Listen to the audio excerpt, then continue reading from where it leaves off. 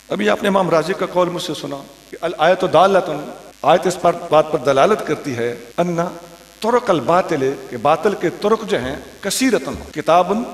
انزلناہ الیک، اے محبوب یہ کتاب ہے جسے ہم نے آپ پر نازل کیا ہے، لتخرج الناس من الظلمات الی النور، تاکہ آپ نکالو لوگوں کو ظلمات سے نور کی طرف۔ تو نور واحد ہے اور ظلمات بہت سارے ہیں، ان تمام ظلمات، منافق کا ظلمت، منافقوں کی ظلمت ہو، یہود کی ہو، عیسائیوں کی ہو، اس ملحدین کی ہو، اور اس زمانے کے تمام کفار کی ہو، ساری کی ساری ظلمات کے اندر جو قدر مشترک ہے اس پر میں نے اب تک گفتگو کی کہ ان کے اندر ایک چیز کامن ہے، وہ ہے بے یقینی، اور ان کے مقابلے پہ اسلام کیا فرماتا ہے؟ نور کیا چیز فراہم کرتا ہے؟ یقین کی دولت۔ اور امام راضی کے الفاظ اگلے یہ تھے کہ کفر اور بدعت کے تمام طرق باطل ہیں، اور یہ ان کے اندر ایک قدر مشترک ہے۔ اب آئیے بدعت کی طرف، یہ بھی ظلمات کی، کفار کے نیچے ایک قسم ہے، اور یہ بھی ساری کی ساری قسمیں بدعت کے تمام طرق، یہ بھی بے یقینی کا شکار ہیں، اور آپ لوگوں کو بے یقین کرنا ان کا مشن ہے۔ اس وقت جتنی بے یقینی اور تشکیک پیدا کرنے کے لیے اہل سنت کے خلاف ہمارے دائیں بائیں سے، کہیں مغرب سے، کہیں مغرب زدہ لوگ، کہیں ہمارے شمالی پہاڑی علاقوں سے، اور کہیں ایران زدہ لوگ، جو سب سے زیادہ پروپیگنڈا کر رہے ہیں وہ تشکیک ہی پیدا کرنا چاہ رہے ہیں۔ دیکھیے ایک مسئلہ ہماری حدیث کی 6 کی 6 کتابوں میں لکھا ہو، ہمارا بہت بڑا ماخذ ہے،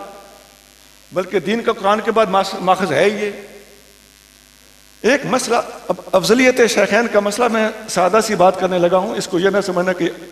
رسمی بات پہ آ گیا ہے۔ یہ مسئلہ 6 کی 6 کتابوں میں لکھا ہوا ہو تو پھر، اور اس پر اعتراض ہو رہا ہے، اس کا مطلب ہے کہ دین کے اندر تشکیک پیدا کی جا رہی ہے اور دین کی بنیادوں کو متزلزل کرنے کی وہی مشرکانہ، یہودیانہ، عیسائیانہ، منافقانہ سازش کی جا رہی ہے۔ اب حضرت امیر معاویہ رضی اللہ تعالیٰ عنہ کی شان کا مسئلہ ہے، 6 کی 6 کتابوں کے اندر اگر ایسی حدیثیں موجود ہوں جن کے بارے میں علماء نے لکھا کہ فیہ منقبۃ لمعاویہ، 6 کی 6 کتابوں میں، صرف 6 میں نے کہی ہیں، اور بہت کتابوں میں، مسند احمد تک میں ہے۔ ایسے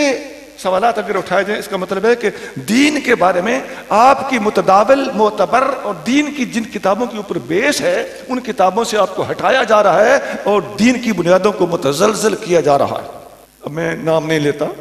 ایک مخصوص ہستی کے ایمان، عدم ایمان کی بحثیں بھی ہوتی ہیں، اگر 6 کی 6 کتابوں میں ان کی ایمان کی نفی ثابت ہو جائے تو پھر میں ثابت یا نفی اس کی بات نہیں کر رہا، میں 6 کتابوں کی بات کر رہا ہوں، اور شاستہ اور معتبر کتابوں کے اوپر اعتماد رکھنے کی بات کر رہا ہوں، اور ان کے خلاف بات کرنے والا گویا آپ سے دین چھیننا چاہتا ہے اور بنیادی کتابوں پر سے آپ کا اعتماد ہٹانا چاہتا ہے۔ میری ایک احتیاط ہے جی، میں نے نام نہیں لیا، بے شمار اس کی اور میں مثالیں دے سکتا ہوں جو ہماری متداول کتب میں سر عام، سر فہرست اور صراحت کے ساتھ بغیر کسی استدلال کے، میں فرق کر رہا ہوں دلیل اور استدلال میں فرق کرتے ہوئے، باقاعدہ دلیل کے طور پر، استدلال اس کو کہہ سکتے ہیں جس میں سے کوئی کھینچا تانی کے ذریعے سے اخذ کر کے، ڈیرائیو کر کے کوئی چیز ثابت کی جائے، کھچ کھچ کے نہیں، براہ راست لفظاً ایک بات ثابت ہوتی ہے، تو اس پر اعتراض ہو رہا ہے۔ پچھلے دنوں ایک صاحب نیٹ پہ کہہ رہے تھے کہ یہ حدیثیں بنو امیہ کے دور میں لکھی گئیں۔ پہلی بات تو یہ ہے کہ جس دور میں بھی لکھی جائیں،